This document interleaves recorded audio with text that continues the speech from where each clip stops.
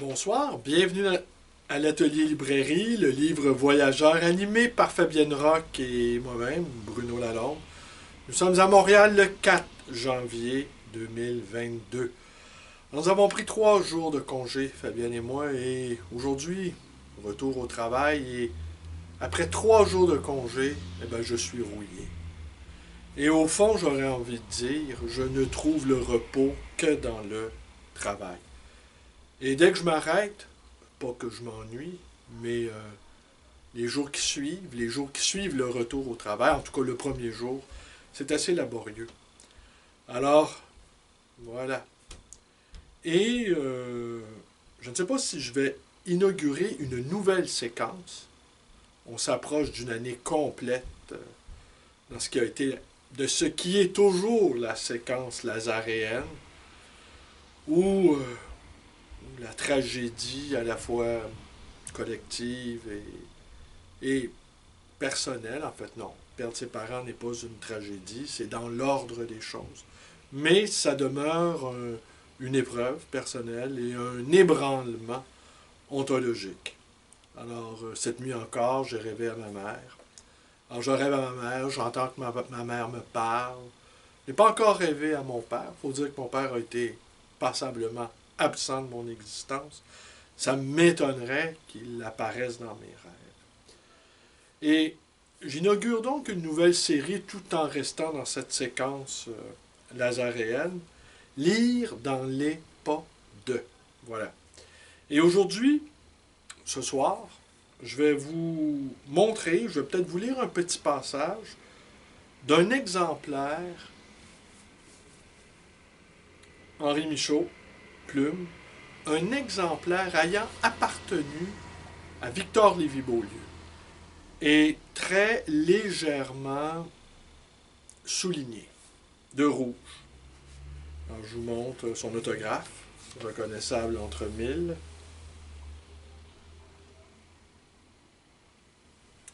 Je ne me souviens pas. Est-ce chez ce poète dont les héritiers avaient arraché les pages de garde ne voulant pas que l'on retrouve les autographes de ces 10 poètes à ce poète?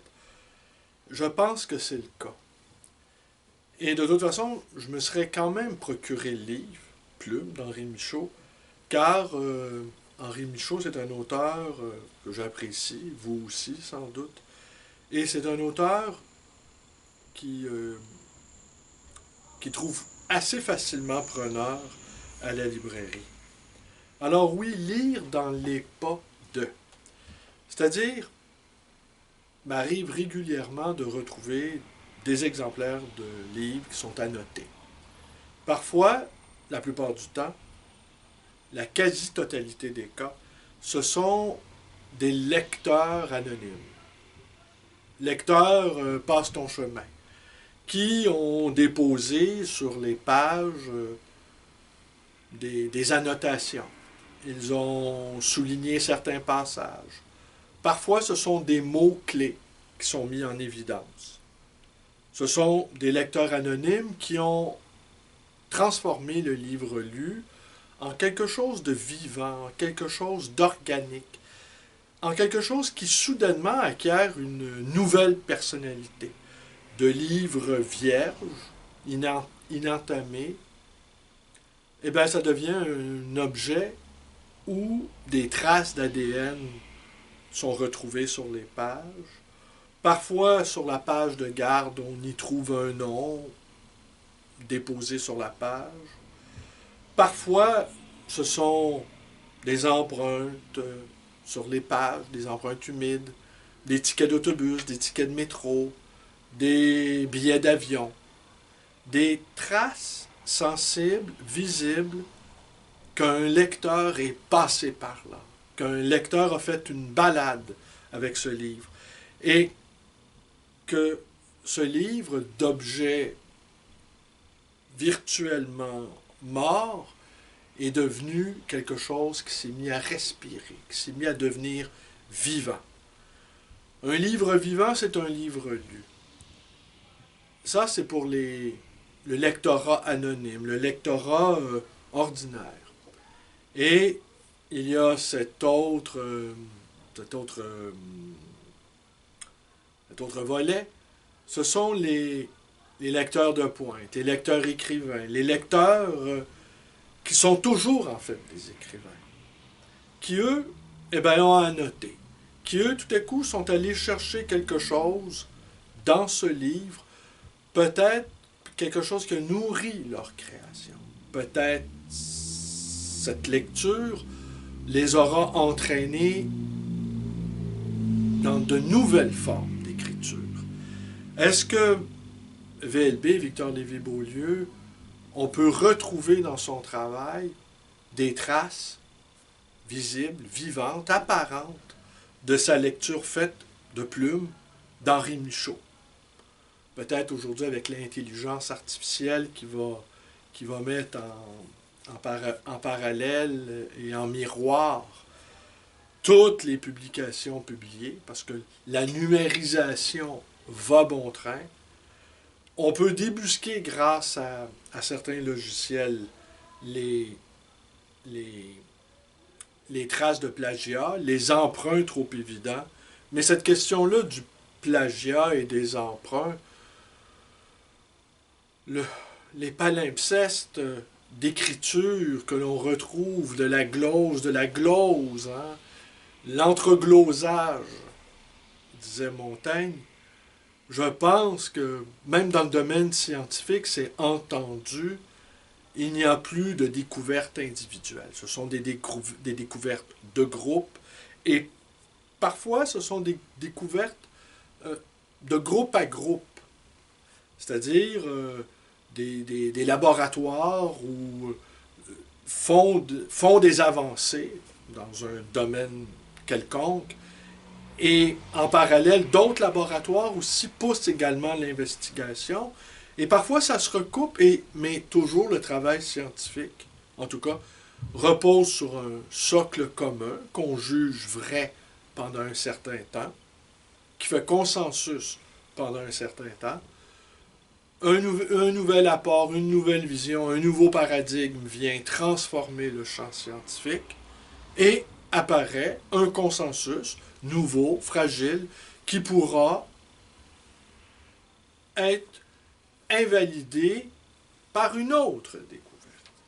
Donc, dans le champ scientifique, il n'y a que des groupes qui travaillent et qui s'appuient sur un fond commun.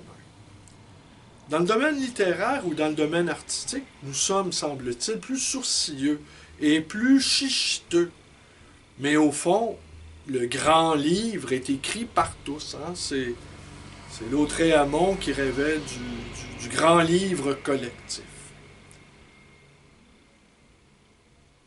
Alors, cette question-là du plagiat, cette question-là de la propriété intellectuelle, me semble un peu, outre les raisons commerciales qui peuvent s'y rattacher, me semble une question un peu triviale, étant donné qu'on inscrit toujours ses pas dans les pas des autres.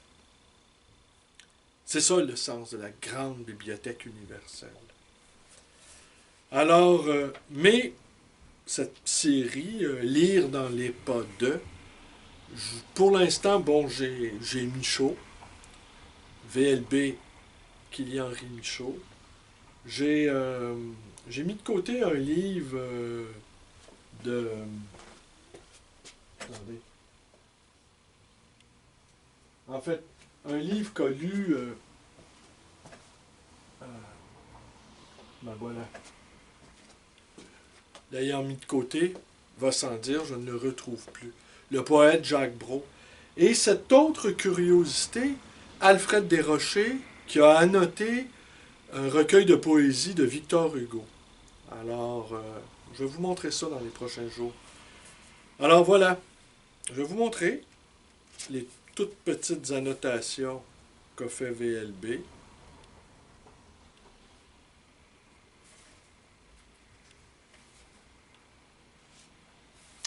Ici, à la page 50 de de lointain intérieur. Johanna, je ne puis rester, je t'assure, et VLB souligne, j'ai une jambe de bois dans la tirelire à cause de toi. J'ai le cœur crayeux, les doigts morts à cause de toi.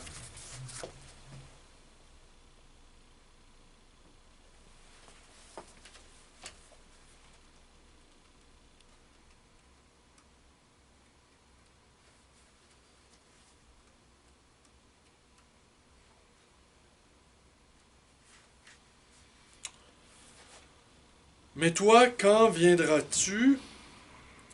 Ou bien quoi? Jamais, non. Dis, gros lot, où veux-tu donc tomber? C'est curieux comme ça, hein? Juste un passage souligné, ça donne un drôle d'effet.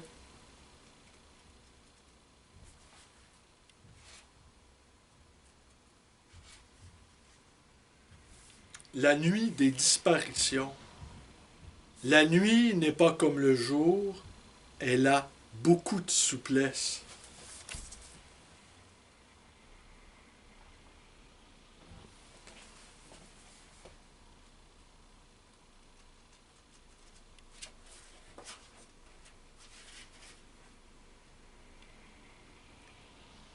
Le drame des constructeurs. La lune n'a rien senti, mon ami, je la tenais. Toujours dans le drame des constructeurs. Cet après-midi, je vous montrerai mon pays dans le détail. Un pays uniquement construit avec des gardiens.